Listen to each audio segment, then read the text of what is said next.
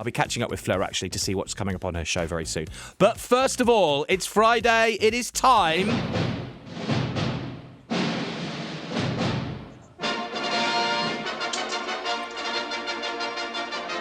The man in the know is Van Connor, a professional movie critic who currently is out of work, obviously, because there are no movies. Don't rub that in or anything, Adam, please, by all means.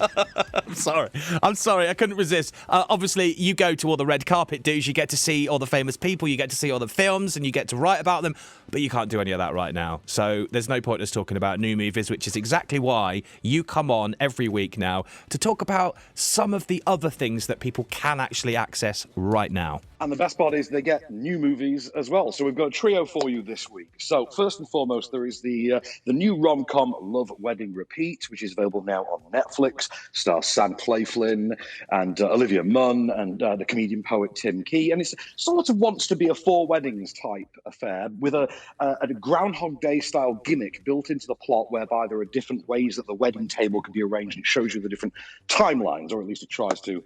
Twice. I've got a clip for you of Sam Claflin as the brother of the bride. Got a bit of a problem.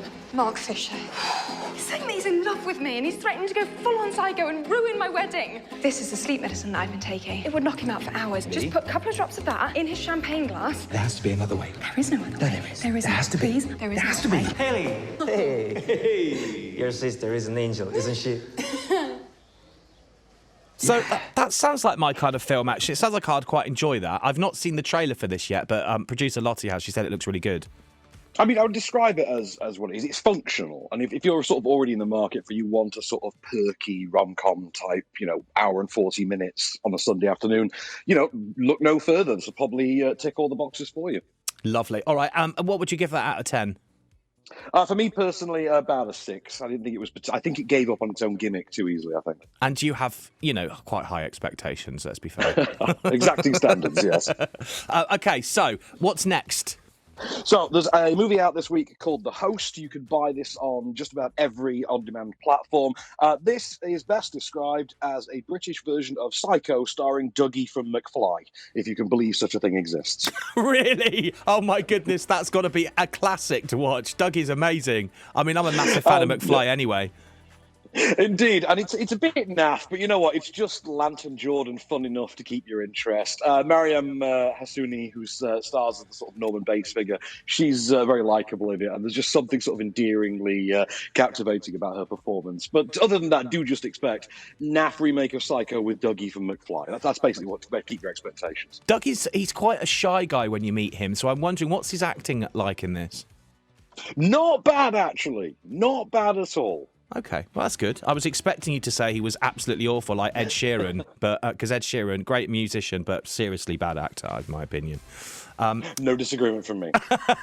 Okay, so finally tonight, The Banker.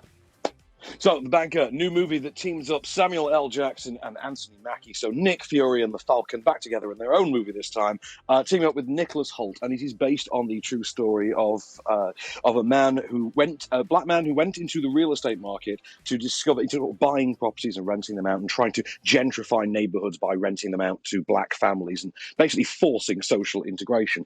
But in order to keep his business afloat, he has to hire a young white man to basically play him in public, to present him at meetings. It's effectively Black Klansman in reverse, and I've got a clip for you of Anthony Mackie on trial making his case.